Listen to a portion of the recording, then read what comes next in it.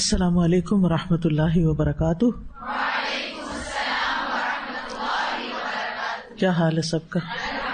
الحمدللہ۔ بسم اللہ الرحمن الرحیم۔ کل ہم سنتوں کی بات کر رہے تھے، تو ان سنتوں کا اجر و ثواب بہت زیادہ ہے۔ رسول اللہ صلی اللہ علیہ وسلم نے فرمایا کہ جس نے ایک دن اور رات میں 12 رکعتیں ادا کی، اس کے لیے ان کے بدلے جنت میں گھر بنا دیا جاتا ہے۔ تو سب سے پہلے ہم دیکھتے ہیں فجر کی سنتوں کو۔ فجر سے پہلے 2 سنتیں پڑھی جاتی ہیں۔ حضرت عائشہ سے روایت ہے، وہ کہتی ہیں کہ نبی صلی اللہ علیہ وسلم نوافل میں سے کسی کا اس قدر اہتمام نہیں کرتے تھے جتنا فجر سے پہلے کی 2 رکعتوں کا، یعنی انہیں پابندی سے ادا کرتے تھے۔ یعنی سب سے زیادہ کس چیز کا اہتمام کرتے؟ فجر کی سنتوں کا۔ نبی صلی اللہ علیہ وسلم کسی حال میں بھی یہ سنتیں نہیں چھوڑتے تھے۔ قابوس اپنے والد سے روایت کرتے ہیں، انہوں نے کہا کہ میرے والد نے ایک عورت کو عائشہ رضی اللہ تعالی عنہا کی طرف بھیجا تاکہ وہ ان سے سوال کرے کہ کون سی نماز رسول اللہ صلی اللہ علیہ وسلم کو زیادہ محبوب تھی، یعنی آپ پسند کرتے تھے، یعنی جس پر آپ ہمیشگی کرتے تھے، کبھی بھی آپ اس کو نہیں چھوڑتے تھے۔ تو انہوں نے کہا وہ نماز جو آپ کسی صورت نہ چھوڑتے، خواہ صحت مند ہوتے یا مریض ہوتے یا سفر میں ہوتے یا مقیم ہوتے، وہ فجر سے پہلے کی 2 رکعتیں ہیں۔ سمجھ آ گئی؟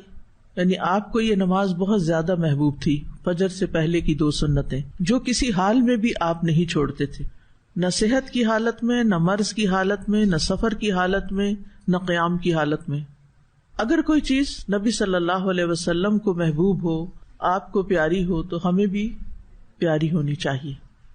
بہت سے لوگ اس بات کا دعویٰ تو کرتے ہیں کہ وہ اللہ تعالیٰ سے محبت کرتے ہیں، ہم سب یہ دعویٰ کرتے ہیں نا، لیکن اس محبت کو ثبوت نہیں دیتے۔ اس محبت کا ثبوت رسول اللہ صلی اللہ علیہ وسلم کی سنت کی پیروی میں ہے۔ اگر ہمیں واقعی اللہ تعالیٰ سے محبت ہے تو پھر ہمیں کیا کرنا چاہیے؟ صبح سویرے اٹھ کر جو پہلی نماز ہم پڑھتے ہیں، یعنی دن کے آغاز میں، وہ صحیح طور پر ادا ہونی چاہیے، یعنی اس کے صرف فرض نہ پڑھ لیں بلکہ سنتیں بھی پڑھیں۔ صحیح مسلم کی حدیث ہے، حضرت عائشہ رضی اللہ عنہا روایت کرتی ہیں، رکعت الفجر خیر من الدنیا وما فیہا، فجر سے پہلے کی 2 رکعتیں دنیا اور جو کچھ اس میں ہے اس سے بہتر ہیں۔